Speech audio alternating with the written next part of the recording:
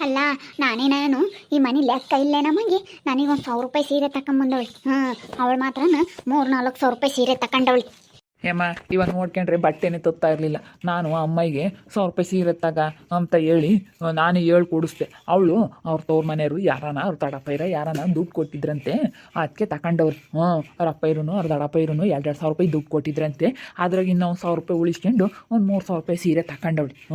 ಅದು 3,000 ರೂಪಾಯಿದು ಬೇಡ ಅಂತ ಅಂತಿದ್ಲು. ಅವ್ರ ದಡಪೈ ಒಂದು ಬಂದಿರೋದು ಇಬ್ಬಳಿಂದ ತಗೊಳಮ್ಮ ತವ್ರ ಮನೆ ಸೀರೆ ಎಷ್ಟು ರೇಟಿನ ತಂದವ್ರಿ ಅಂತ ಕೇಳ್ತಾರೆ ಅಂತ ಹೇಳಿ ಅವ್ರ ದಡಪೈರು ಕೊಡ್ಸಿರೋದು. ನಾನೇನು ಕೊಡಿಸಿಲ್ಲ ಕಣಮ್ಮ. ನಿನಗೆ ಹೆಂಗಾಗೈತೆ ಅವಳಿಗೆ ಸ್ಯಾನೆ ರೇಟಿಂಗ್ ಕೊಡ್ಸಿದ್ನಿ ಅಮ್ಮಂಗೆ ಆಗೈತಿ. ಇಲ್ಲ, ನಾನು ಈಗ ಸಾಲ ಮಾಡ್ಕೊಂಡಿದ್ನಿ. ನಾನು ನೋಡ್ಕೊಂಡ್ರೆ ಸೀರೆನೇ ಬೇಡ ಅಂತಿದ್ದೆ. ನಾ ಬಿಡತ್ತತ್ತು ಇಷ್ಟೊಂದೇ ಮಾಡಿದ್ದೀವಿ, ಒಂದು ಸೀರೆ ಇನ್ನೇ ಹಾಕಿ ಅಂತ ಹೇಳಿ ಅವಳು ಸೀರೆನಾದರೂ ತರೋಣ ಅಂತಂದ್ಲು. ಅದಕ್ಕೆ ತಗೊಂಬಂದ್ವಿ ಹೊರ್ತು ನಾವೇನೇನು ಅವಳಿಗೇನು ಸ್ಯಾನೆ ರೇಟಿಂಗ್ ಕೊಡಿಸ್ಲಿಲ್ಲ. ಆ ಹುಡುಗರಿಗೂ ಒಂದೊಂದು ಐತಿ, ನಿನಗೊಂದು ಅದು ಅವ್ರ ತಂಗಿಗೊಂದು ತಗೊಂಬಂದ್ವಿ ಅಷ್ಟೇನೆ. ಅವ್ರ ತಂಗಿ ಗಂಡ ಬಿಡತ್ತ ಮದುವೆ ಆಗ್ಯವ್ರಿ, ಯಾತು ಕೊಡಿಸಿಲ್ಲ ಏನಿಲ್ಲ ಅಂತ ಹೇಳಿ ಅದಕ್ಕೇನೆ ತಗೊಂಬಂದು ಬತ್ತ. ಇನ್ನೇನು ಮಾಡೋಣ. ಅಲ್ಲ ಕಣ್ಪಾಪ, ನನಗೂ ಕೇಳ್ತಾರೆ. ಅಲ್ಲ ನಿನ್ನ ಮಗ ಎರಡು ದೊಡ್ಡ ಮನೆ ಕಟ್ಟೇವನಿ, ಎಂಥ ಸೀರೆ ತಂದವನಿ ಅಂತ ಹೇಳಿ ಕೇಳ್ತಾರೆ. ಅಲ್ಲ ತೋರ್ಬೇಕು ತಾನೆ ನನಗೂ. ಅವಳು ಮಾತ್ರ 3,000 ರೂಪಾಯಿ ತಗೊಂಡವಳೆ. ನೋಡಕ್ಕಂಗೇನೆ ಹೆಂಗೈತಿ. ಯಾರ ಕಾಣ್ದಾರು, ಗಂಗಮ್ಮ ನೀನು ನೋಡಿದ್ರೆ ಇಂಥ ಸೀರೆ ಉಟ್ಕೊಂಡಿದ್ಯಾ, ನಿನ್ನ ಸಸ್ ನೋಡಿದ್ರೆ ಎಂಥ ಸೀರೆ ಉಟ್ಕೊಂಡವಳೆ ಅಂತಾರೆ. ಅವಾಗ ನಾನು ಏನು ಹೇಳೋಣ? ಅದಕ್ಕೆ ನನಗೂ ಒಂದಿಷ್ಟು ರೇಟಿಂಗ್ಗೆ ತರಬೇಕಾಯ್ತು ಪಾಪ ನೀನು. ಯಾಕತೆ ಯಾಕೋ ಬೆಳಗ್ಗೆ ರಾಮಾಯಣ ತೆಗ್ದಿದ್ಯಾ? ಸೀರೆ ಅಂತೆ. ನಿನ್ನ ಹೆಂಡ್ತಿ ಸ್ವಲ್ಪ ಸ್ಯಾನೆ ರೇಟಿನ ತಂಡವಳೆ, ನಾನು ಕಡಿಮೆ ರೇಟಿನ ತಗೊಂಡಿದ್ನಿ ಅಂತಂತು. ಅದಕ್ಕೆ ಅದನ್ನು ಅವ್ರ ತವ್ರ ಮನೆಯವ್ರು ಕೊಡ್ಸ್ಯವ್ರು ಕಣಮ್ಮ. ನಾನು ಆತ ಕೊಡ್ಸೋಣ, ಅವ್ರ ತವ್ರ ಮನೆಯವ್ರು ಕೊಡ್ಸ್ಯವ್ರೆ, ಅದಕ್ಕೆ ತಗೊಂಡವಳೆ ಅಂತ ಹೇಳ್ತಿದ್ದೆ. ಮತ್ತೆ ನಾನು ಆ ಮನೆ ಕಟ್ಟಕ್ಕೆ ಎಷ್ಟು ಕಷ್ಟ ಬಿದ್ದಿದ್ದೀನಿ. ಎಲ್ಲ ನಾನು ನೀರು ಬಿಟ್ಟಿದ್ದೀನಿ. ನಾನು ಹುಡುಗರ್ನೆಲ್ಲ ನೋಡ್ಕೊಂಡಿದ್ದೀನಿ. ನಾನು ಯೋಟ್ ಪಾಟ್ ಬಿದ್ದಿದ್ದೀನಿ. ನನಗೆ ಒಂದು 2-3 ಸಾವಿರ ರೂಪಾಯಿ ಸೀರೆ ಬೇಡವೆ, ರೇಷ್ಮೆ ಸೀರೆ. ನೀನು ಒಬ್ಬಳೇ ತಗೊಂಡು ಕೂಕೊಂಡಿದ್ದೀಯಾ? ಅಯ್ಯೋ ಸುಮ್ಕಿರತ್ತೆ. ಇವಾಗ ನೀನು ತಂದಿರೋದನ್ನ ನಾನೇ ತಾಂಬ್ತೀನಿ. ಇವಾಗ ನಿನಗೆ ತಂದಿರೋದು ಅದೇ ರೇಟು, ನನಗೆ ತಂದಿರೋದು ಅದೇ ರೇಟಿಂದೇನೆ. ಇವ್ರಿ ನಾನು 1,000 ರೂಪಾಯಿ ತಗೊಂಬ ಅಂತ ಹೇಳಿ ದುಡ್ಡು ಕೊಟ್ಟರು. ನಾನಿನ್ನೂ 2,000 ರೂಪಾಯಿ ತಗೊಂಬಂದಿದ್ದೀನಿ. ನಂದು ನಿಂದು ಇಬ್ರದ್ದು ಒಂದೇ ರೇಟು. ಇವಾಗ ನಿನ್ಗೆ ಯಾಕೆ ಅನುಮಾನ? ಇವಾಗ ನನಗೆ ನಂದೇ ಐತಲ್ಲ, ಅದನ್ನೇ ನೀನು ನಿಂದೆ ನಾನು ತಾಂಬ್ತೀನಿ ಅಷ್ಟೇ. ಇನ್ನೇನು ಮಾಡೋಣ ಅಷ್ಟೇ. ಹಿಂಗಂದು ಸರಿಲಿಲ್ಲ ಅಂದರೆ ಆಗಲ್ಲ ಭಾಳ. ನಾವು ಇಂಥ ಕೆಲಸ ಕಾರ್ಯದಾಗೆ ಜಗಳ ಮಾಡ್ಕೊಂಡ್ರೆ ಆಗುತ್ತೇನಂತೆ. ನೀನು ಸೀರೆನೇ ಜಾಸ್ತಿ ರೇಟಿಗೆ ನೀನು ತಗೊಂಡಿದ್ಯಾ ಅಂತ ಹೇಳಿದಕ್ಕೆ ಗುದ್ದಾಡಿದ್ರೆ ಆಗುತ್ತೆ ಬಿಡು, ಸುಮ್ಕಿರು. ಹೆಂಗೆ ಇದೊಂದು ಕೆಲಸ ಅಂದರೆ ಸಾಕು. ನಾವು ಬೇರೆನೇ ಸಾಲ ಮಾಡ್ಕೊಂಡಿದ್ದೀವಿ, ಮನೆ ಕಟ್ಟಿದ್ದೀವಿ. ಎಷ್ಟು ತೊಂದರೆ ತಾಪತ್ರ ಇರ್ತೈತೆ. ನೀನು ನೋಡಿದ್ರೆ ಇಂಥವಕ್ಕೆಲ್ಲ ಲೆಕ್ಕ ಹಾಕಿ ನಾನು ನನ್ನ ಗಂಡ ಎಷ್ಟು ಕಷ್ಟ ಬಿದ್ದಿದ್ದೀವಿ ಅಂತ ನಮಗೆ ಗೊತ್ತು. ಆಗಿರೋ ಮನೇನ ನಿಲ್ಲಿಸ್ಕೊಂಡು ಗೃಹ ಪ್ರವೇಶ ಮಾಡೋಕ್ಕೆ ದುಡ್ಡಿಲ್ಲ ಅಂತ ಹೇಳಿ ನಾವೆಷ್ಟು ಎಲ್ಲ ಸಾಲದಾರ್ದೆಲ್ಲ ತೀರಿಸ್ಕೊಂಡು ಆಮೇಲೆ ಇದು ಮಾಡೋಣ. ಏನೆಲ್ಲ ಮಕ್ಕಳ ಮನೆ ಇರೋಕ್ಕಂತೂ ಪರವಿಲ್ಲ. ನೀನು ಒಂದು ಇಟ್ಟಿಟ್ಕೆ ಇದು ಮಾಡ್ಕೊಂಡ್ರೆ ಆಗುತ್ತೆ. ನೀನು ನಿಂಗೆಲ್ಲನ ಸೆಟ್ ಮಾಡ್ಕೊಂಬಕ್ಕೆ ಹೋಗ್ಬೇಡ. ಸುಮ್ಮನೆ ನಂದೇ ತಗೊಂಬಂತೆ, ನನ್ನ ಸೀರೆನೇ ಐತಲ್ಲ ಅದನ್ನೇ ತಗೊಂಬಂತ ಹೇಳತ್ತೆ. ಅದನ್ನೇ ಕೊಡ್ತಾಯಿ ನನಗೆ ಅದೇ ಇಷ್ಟ ಆಗೈತಿ. ನೀಲಿ ಕಲರು ಚೆನ್ನಾಗೈತೊಳ್ಳಿ, ಅದೇ ಇಷ್ಟ ಆಗೈತೆ ನನಗೆ. ಅದನ್ನೇ ಕೊಡು. ಸರಿ ಆಯ್ತು ಬಿಡ, ಮತ್ತೆ ಅದನ್ನೇ ಕೊಡ್ತಾಳೆ.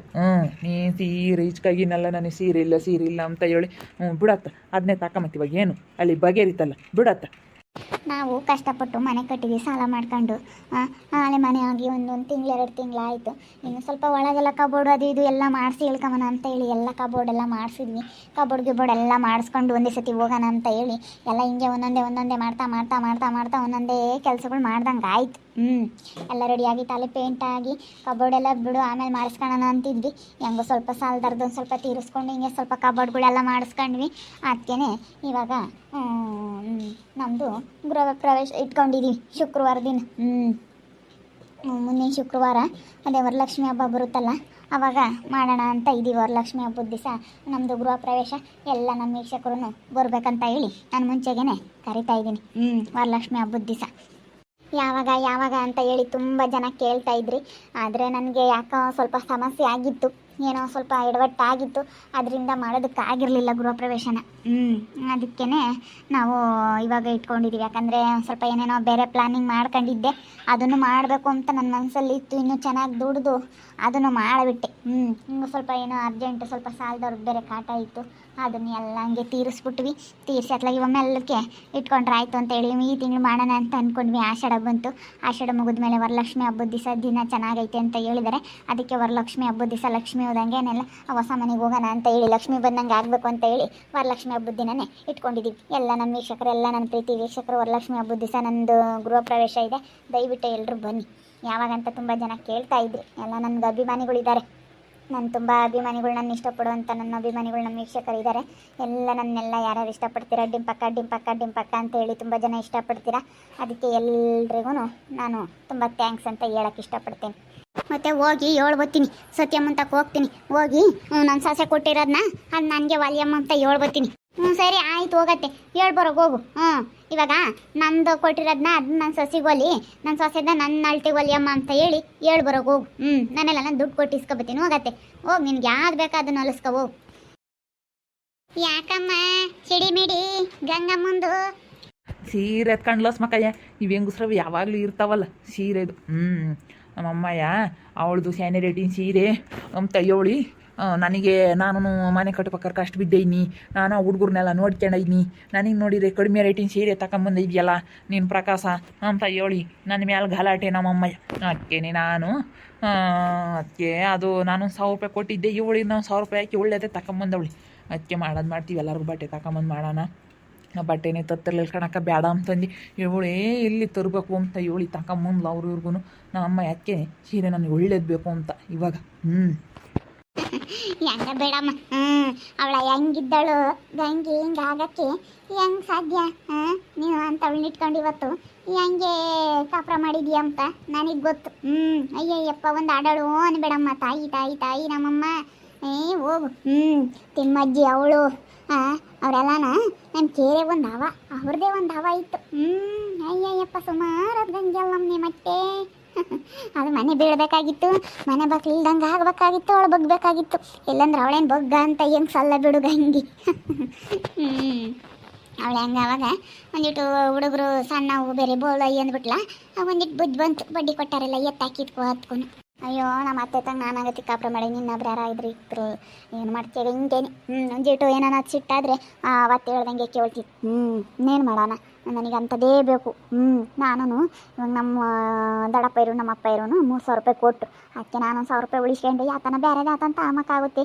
ಒಂದಿಟ್ಟು ಕುಕ್ಕರ್ಗಳು ಅವು ಇವು ತಕೊಂಬನ. ನಾನು ಹೇಳ್ದೆ ಸ್ಯಾನಿರೇಟಿನ್ ಸೀರೆ ಏನು ಬೇಡ ಅಂತಂದ್ರೆ ನಮ್ಮ ದಡಪ್ಪ ಇರೋ ನಮ್ಮ ಅಪ್ಪ ಇರು ತಗೊಳಮ್ಮ, ತೋರ್ ಮನೆದು ಮನೆ ಸೇನಾಗಿ ಕಟ್ಟಿದ್ಯಾ ಅಂತ ಹೇಳಿ ಕೊಡ್ಸಿರು. ಒಂದು 2000 ರೂಪಾಯಿ ತಗೊಂಡು ನಾನು ಇನ್ನೊಂದು 1000 ರೂಪಾಯಿ ಆತನ ಬೇರೆದು ಆತನ ತಕೊಂಬನ ಮನೆಗೆ ಅಂತ ಹೇಳಿ ಸುಮ್ಮನಾದೆ. ಇವಾಗ ಜನ ಬೇರೆನೇ ಹೊಟ್ಟೆ ಹುರ್ಕೊಂತಾರಲ್ಲ ಮಕ್ಕಳ, ನಾನು ನೋಡಿ ನಮ್ಮ ಅತ್ತಿಗೆ ಇಲ್ಲದ್ದು ಹೇಳ್ಕೊಡ್ತಾರೆ. ಹಿಂಗೆ ಮತ್ತೆ ಯಾರನ್ನ ಒಂದಿಟ್ಟು ಮನೆ ಕಟ್ಟಿ ಒಂದಿಟ್ಟು ಸಣ್ಣಕ್ಕಾಗ್ಯವ್ರೆ ಅಂದರೆ ಹೊಟ್ಟೆ ಹುರ್ಕೊಂಬ ಜನ ಇದ್ದೇ ಇರ್ತಾರೆ. ಸುಮ್ಕಿರು, ಏನು ಯೋಚನೆ ಮಾಡಬೇಡ ನೀನೇನು ಅಂತಾರೆ, ಇದ್ದೇ ಇರ್ತಾರೆ ಕಾಲಳಿಯರು. ಅರ್ಧ ಹೇಳ್ಕೊಡ್ತಾರೆ. ಗಂಗಮ್ಮ ನೀನು ಯಾಕೆ ಬದುಕು ಮಾಡ್ತೀನಿ, ನೀನು ಸೊಸೆ ಎಲ್ಲ ಮಾಡ್ಕೊಂತಾಳೆ ಸುಮ್ಕಿರು ಅಂತ ಹೇಳಿ ಹೇಳ್ಕೊಡ್ತಾರೆ. ಅಂದರೆ ನೀವು ಗಂಡ ಹೇಳ್ತೀಯ, ಅವಳೊಂದು ಮಾಡಲಿಲ್ಲ ಅಂದ್ರೆ ಒಂದು ಮಾಡಿ ಸುಮ್ಮನೆ ಕಡೆ ನೀವು ಕೆಲಸ ಮಾಡ್ಕೊಂಡು ಕೆಲಸಿರಕ್ಕೆ ನಿಮ್ಗೇನೋ ಇವತ್ತೊಂದು ಸಲ. ನಿಜವಾಗ್ಲಕ್ಕ ಇವತ್ತು ನಮಗೆ ಗೌರ್ಮೆಂಟ್ ಕೆಲಸ ಇದ್ದಂಗೆ ಸುಮ್ಮನೆ ಅಂಗಡಿ ಕೆಲಸ ನಮಗೆ ಗೌರ್ಮೆಂಟ್ ಕೆಲಸ ಸಿಕ್ತಂಗೆ ಐತಿ ಇವತ್ತು. ಅದೇನಂಗೆ ಕೆಲಸ ಇಲ್ಲ ಅಂದರೆ ಏನು ಪಾಡು. ಇವತ್ತು ನಮ್ಗೇನು ಒಂಥರ ಕಾಯಂ ಕೆಲಸ. ಹೋಗ್ತಾ ಇರ್ತೀವಿ ಸುಮ್ಮನೆ. ನಮ್ಮ ಮನೆಯವ್ರದ್ದು ಯಾತನ ತಲೆ ಕೆಡ್ಸ್ಕೊಂಬಕ್ಕೆ ಹೋಗಲ್ಲ. ಸುಮ್ಮನೆ ಇಬ್ಬರಳು 9:30 ಆಗ್ಬಿಡುತ್ತಾ, 9:30 10 ಗಂಟೆ ಒಳಗೆ ಏನೇ ಕೆಲಸ ಇದ್ರೂ ಆಗ ಮಾಡೋದು ಮಾಡ್ಕೊಂಡು ಇರೋದಿರಲಿ ಅಂತ ವಿಷಯಕ್ಕೆ ಹೋಗ್ಬಿಡ್ತೀವಿ ನಾನು ನನ್ನ ಐತಿ. ಗಂಗಮ್ಮಂದು ಹೆಂಗೆ ಅವೈಟ್ ಅಂತಾರೆ ಗೊತ್ತಲ್ಲ, ಅಂತ ಅತ್ತೆನ ಹಿಡ್ಕೊಂಡು ಇಂಥ ಗಂಡನ ಕಟ್ಕೊಂಡು ಇವತ್ತು ಚೆನ್ನಾಗಿ ಮನೆ ಕಟ್ಟಿ ಚೆನ್ನಾಗಿ ಇವತ್ತು ಡಿಂಪಮ್ಮ ಒಂದು ಏನೋ ಒಂದು ಹೆಸರು ಮಾಡ್ಯವಳೆ. ನಿಜವಾಗ್ಲೂ ತುಂಬ ಖುಷಿಯಾಗುತ್ತೆ. ಗಂಗಮ್ಮನ ನೋಡಿದ್ರಲ್ಲ ಅವಳು ಹೆಂಗೆ ಆಡ್ತಿದ್ಲು ಅಂತ ಹೇಳಿ.